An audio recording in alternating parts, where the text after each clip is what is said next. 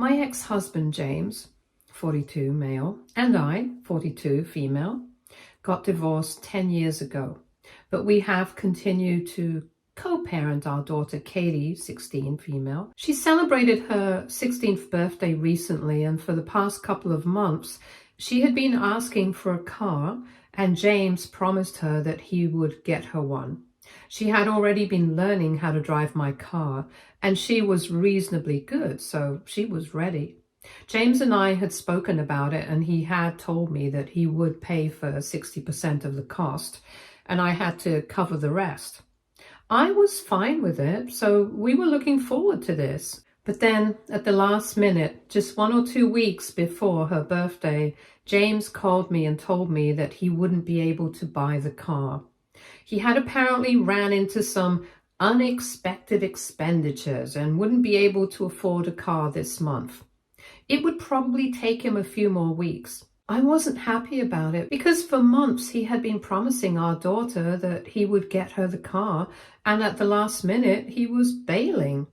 I tried to get a reason out of him, but he said that it was personal and didn't explain further. He didn't even have the decency to inform Katie about it himself. He made me do it, and I could tell that she was heartbroken when she found out. But she tried her best to be reasonable about it. That was a few weeks ago, but then recently she told me that she had decided that she was not going to talk to her father because she found out he had lied about some things. Katie splits her time with us on a weekly basis. So she spends 4 days of the week with me, and on Fridays, she heads to her father's place for the weekend. So after he said that he wouldn't be able to get her the car, she still went over to his place for the weekend, and they spent time together and they talked it out. He explained to her that he had some unexpected things that had suddenly come up, and he apologized to her a lot. So she didn't make a big deal out of it. Her birthday went smoothly, everything was fine, but then earlier this week, she told me that she wouldn't be going over to her dad's place this weekend. And when I asked her, she told me that he had lied about these unexpected events because apparently he had blown the money on his stepdaughter. So for context, James remarried 4 years ago, and he has 2 stepchildren from that marriage. His stepson is 22 and his stepdaughter is 18. Katie is not very close with her step-siblings, but they're not exactly enemies either. They get along reasonably well. Anyway, she follows all of them on social media, and recently she noticed that her stepsister, Gina, had been holidaying in France with a bunch of her friends, and she had been posting about it frequently for a while. And just a few days ago, Gina apparently posted a story for James, thanking him for sponsoring this whole trip for her and her friends as her graduation gift. And that was it. Katie put 2 and 2 together and realized that the money that her father was supposed to spend on buying her a car for her birthday gift, he blew that and a lot more on sending Gina and her friends on an all-expenses-paid trip to Europe for 3 weeks. All the dates and everything matched, and it was quite a bit through the math. To make it even more suspicious, just a couple of hours after she had put that story up for James, Gina took it down. But by then, Katie had already seen it. She did not confront her father. She just stopped speaking to him. Obviously, I knew everything that was going on, so I was pretty upset about it as well, and did not speak to him. I didn't even tell Katie to go to his place the previous weekend because she was upset, and so was I. Neither of us has been responding to any of his calls or texts, even though he has apologized several times. I know because I think he has figured out that we know.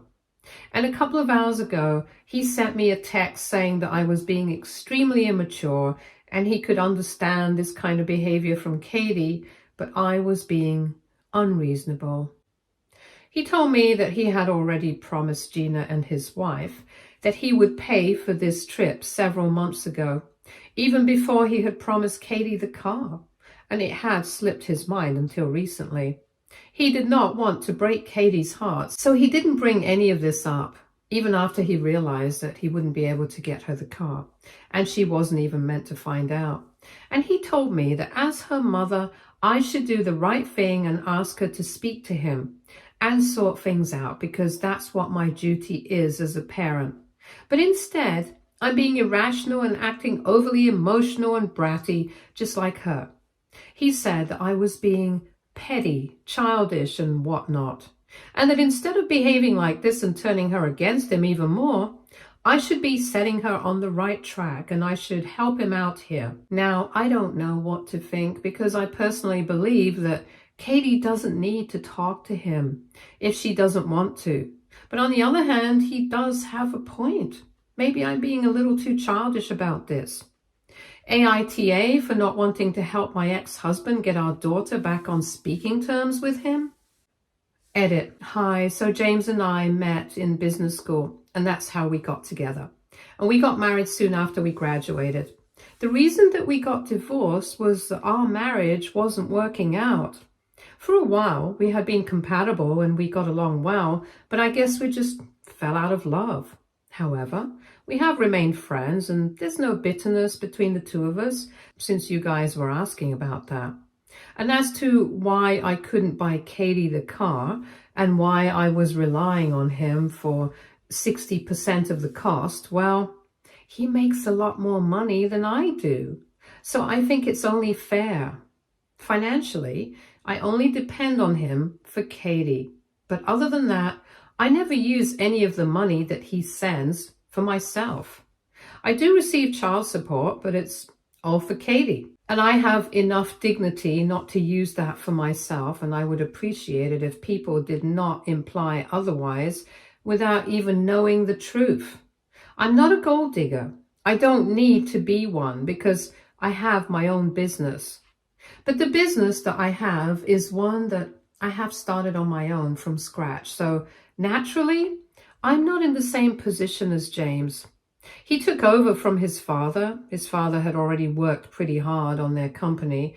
So I think it's pretty normal for him to make more money than I do. And he doesn't have a problem with paying more, and nor do I. This is our arrangement, and I think it's completely fair. It's not like I owe anybody an explanation, but since a lot of people were implying certain things, I just wanted to clear that up. Hopefully, it's all transparent now. Update 1. So it's been a few days since my post, and yesterday I finally picked up one of his calls. He had been trying to get through to me for several days now, but I had been ignoring him, especially after that text that he sent me. I had felt bad about it, and I did consider the fact that maybe I was being childish and immature. But frankly speaking, he had been very dishonest, and I hadn't expected something like that out of him, nor had Katie. So I think my decision to give him the silent treatment and ignore him for as long as Katie was completely justified. Yes, we are friends and we are Katie's parents, but first and foremost, I'm her mother, and I couldn't just pretend that everything was fine when it obviously was not. He should have prioritized the promise that he made to his own biological daughter. At least that's what I believe. Gina has her own parents. She has her mom, she has her dad, and they could have handled the expenses of the vacation, and he could have contributed to it. But there was no reason for him to have gone out of his way and to say that he was going to take on the entire cost of the trip, knowing that his own daughter was counting on him as well. So what he did was just not right. And even if I overlooked that, there was still the fact that he lied about all of it, not just to me, but also to Katie, and that was obviously not right. So if he thought I was being childish and immature for siding with Katie on this, so be it. I didn't care, so I didn't respond. But today, I thought that I better talk to him because it was not as if we could solve the problem by avoiding each other. So I answered the phone call, and he immediately started yelling at me, saying that I was acting crazy and that it was just a small mistake that he had made. And we couldn't just pretend like he was the bad guy after everything that he had done for this family. He started going off about how he had always tried to be a good father, always tried to be there for Katie, to balance his life with his new family, and at the same time, give Katie the importance that she deserves. And at the end of it, the least that he could ask for was that we could at least talk to him and try to sort things out with him instead of icing him out. After he was done yelling at me, I told him very politely that whatever he wanted to say, he had to say to Katie, because at the end of the day, it was she that he needed to apologize to. I couldn't do anything about the situation right now. And if she chose not to forgive him, and if she chose not to talk to him right now, that was completely fair as well, because it was not just one mistake he made. It was about the lies that he told her to cover up that one mistake. I also told him that whatever he had done for this family and for Katie, it was his duty and responsibility as a father. He was not special for having done any of that. Every parent in the world does it, and there's no need for him to bring it up as if it were going to set him apart. After I said that, he got even more huffy and started telling me that there was no point in talking to me because I was being so irrational about the whole thing. And then he told me that Katie was being entitled, and that as her mother, I should be setting her straight instead of encouraging her behavior. That was even more infuriating for me, and I really lost my cool because as far as I was concerned, Katie was far from entitled, and he knew it. He was only trying to make her seem entitled because he didn't want to take accountability for his own actions. He was the one who had promised her that he would get her a car for her 16th birthday, and it was not just once or twice. He had kept promising her for months, so naturally she had some expectations. But even when he told her that he wouldn't be able to do so, she did not throw a tantrum. She did not start fighting with him or whatever. It was not until she found out that he had lied that she decided to stop talking to him. So if he really thought that it was about the car, then he was being obtuse on purpose. He knew exactly what it was about. He knew exactly why Katie did not want to talk to him, and he knew that it was his fault. Which is why he was trying to make her seem like a bad guy, and I was not going to allow him to do that. So I made it very clear that she was not entitled. He was just being a lying jerk who was too much of a coward to take responsibility for his own actions and come to terms with the fact that his actions have consequences. In this case, the consequences include his daughter not wanting to talk to him because he betrayed her trust. I don't see anything wrong with that. And if he really wants to make it up to her, then he should try and talk to her instead of yelling at me, because that's not going to get him anywhere. After saying that, I hung up on him and I muted all the notifications from him because I really didn't want anything to do with him at the moment. He had really annoyed me, and I was determined not to help him out with Katie. Whatever he had done, he had to sort it out himself. This was his mess, not mine.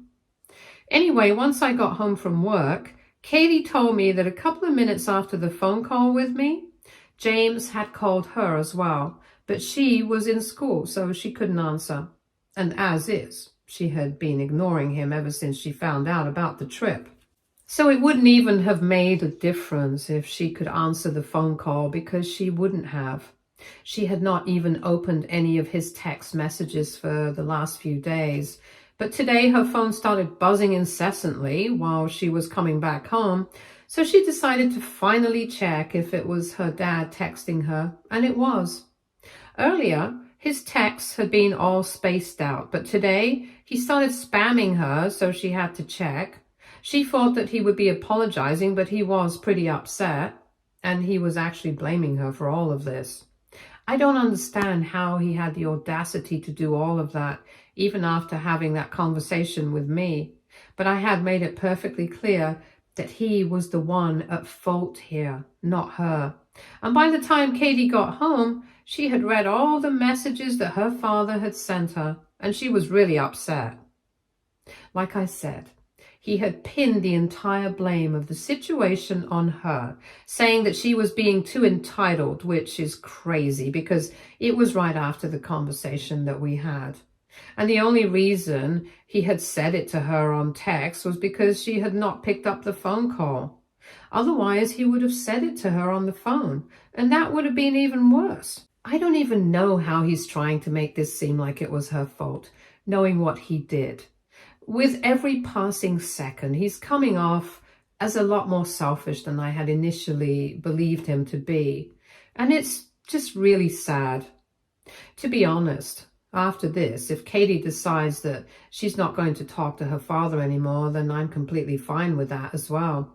After all, she's almost an adult. She's 16, and she can totally make her own decisions. If she doesn't want to talk to him, nobody can force her to. And I'm definitely not going to try and sort things out. As of now, I have no idea what she's going to do. She's very upset with her father, and she has actually blocked him everywhere, so he cannot reach out to her anymore. In a couple of days, she's supposed to go stay with him for the weekend. But she has said that she doesn't want to, and I understand. Given the current circumstances, I wouldn't even expect her to. I've told her that I'm fine with it, but I'm pretty sure that James will not be.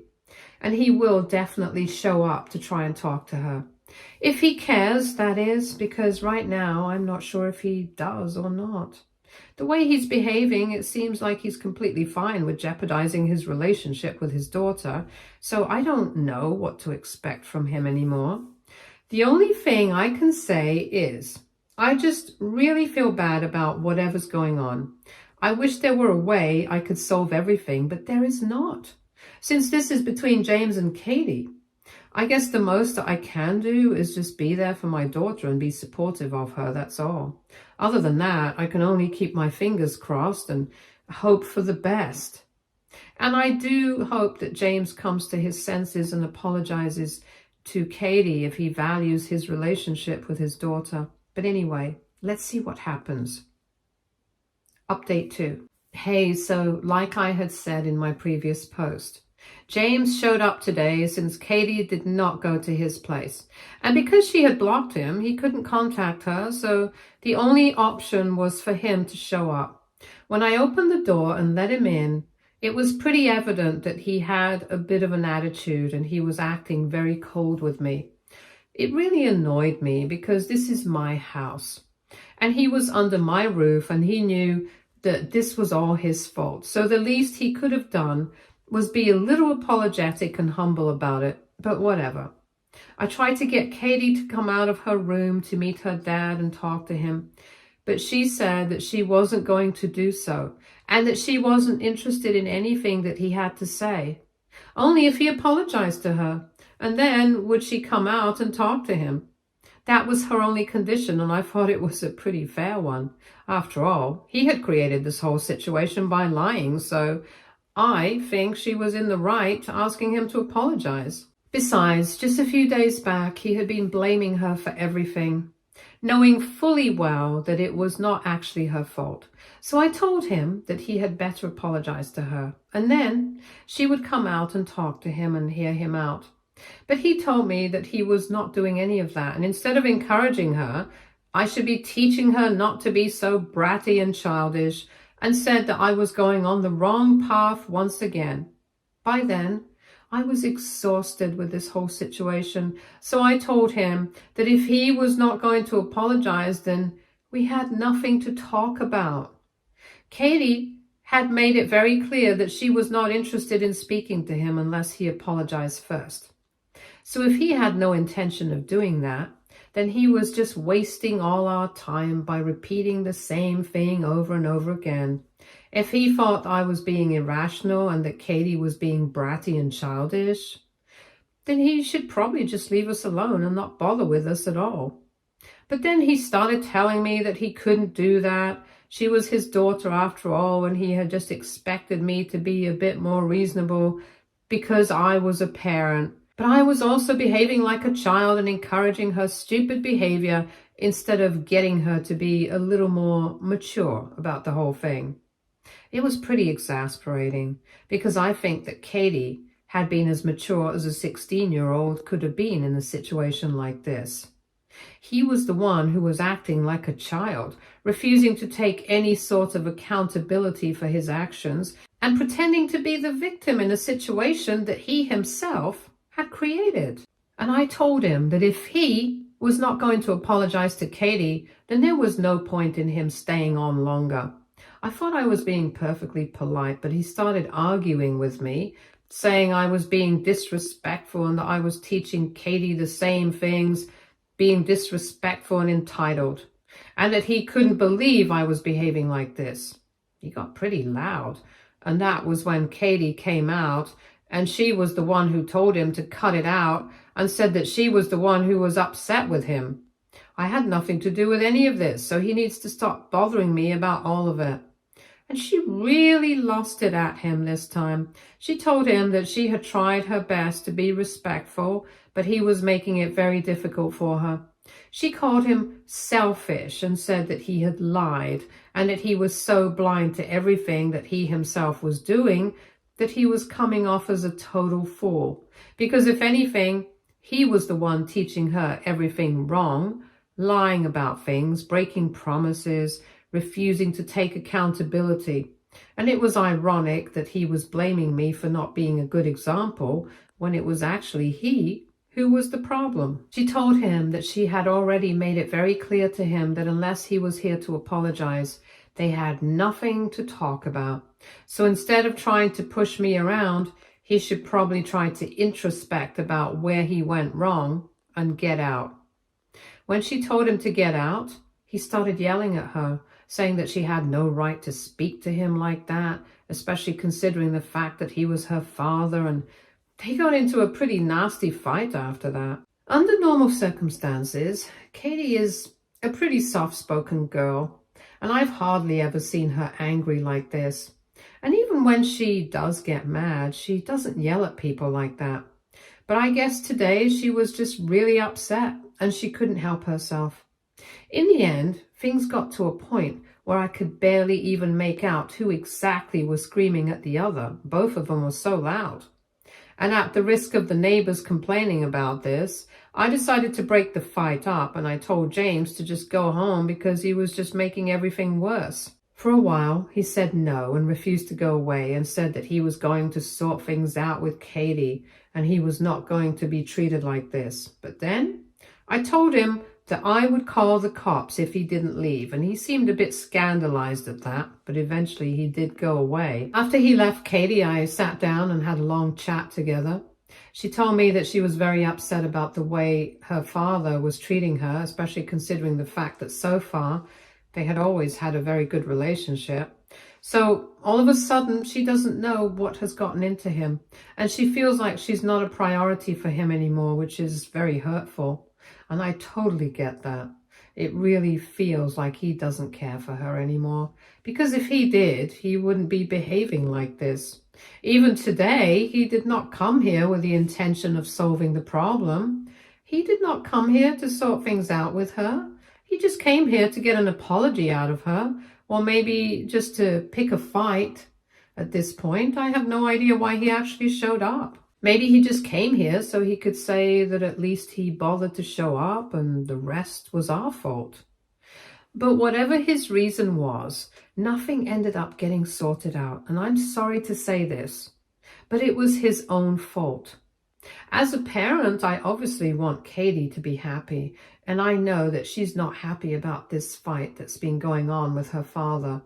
And it's so annoying for me because I know that James is being so pig-headed and stubborn right now, and it's insane that he can't even see it. I don't know what to say to him. I've tried every way to get him to realize that what he's doing is screwing up his own relationship with his daughter, but it seems like his priorities are elsewhere right now. Anyway, Katie spoke her heart out to me, and in the end, she ended up crying because she really didn't like fighting with people, especially us. So I comforted her to the best of my abilities. but that was really all that I could do. I feel bad, but, well, there's not much that I can do about this problem right now. It's between father and daughter, and I just hope and pray that the father comes to his senses soon enough, because otherwise, I'm pretty sure that given the way things are going at the moment, Katie might decide not to talk to him at all.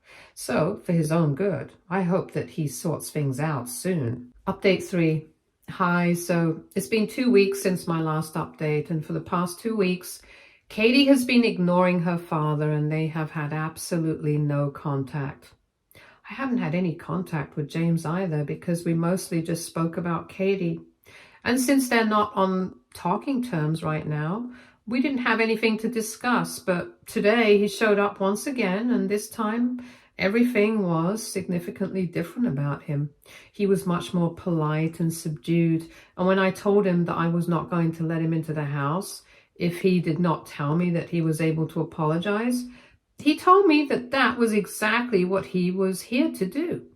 But before that, he apologized to me as well and told me that he had been wrong about everything and that he was just being stubborn because he did not want to acknowledge the fact that he had been wrong. He told me that the only reason he had been trying to pretend as if he was the victim and everything else was everybody else's fault was because he was not ready to accept the fact that he had screwed up.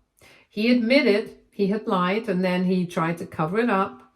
And then he had made everything so difficult for both of us by trying to be the victim when he was actually not. And for a while, he had tried to convince himself that he was doing the right thing, but he wasn't. And he didn't want to lose his relationship with Katie because of this. After he was done with his little speech and his apology to me, I decided to tell Katie that he was here to apologize, and finally they decided to talk it out. He acknowledged his mistakes, he apologized for all of it, and said that he really wants to make it up to her.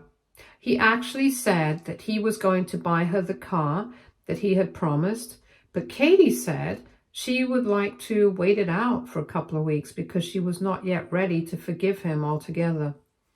Had this apology come earlier, she would have forgiven him readily. But the fact that he had lied and then gone to the extent of covering up and gaslighting all of us into believing that we were the bad guys really hurt her. So now she needed some time to process everything, and only then would she be able to forgive him. I thought that he would be mad about it, but surprisingly, he was very understanding, and he said that he totally agrees. But whenever she's ready, he would love to make it up to her. In the end, they did hug it out, and I was happy that at least things are getting better. I'm glad he realized that he had screwed up and tried to make it better, and I hope this doesn't ever happen again, because it was pretty stressful for all of us. Stay tuned for more stories from Argo Relationships.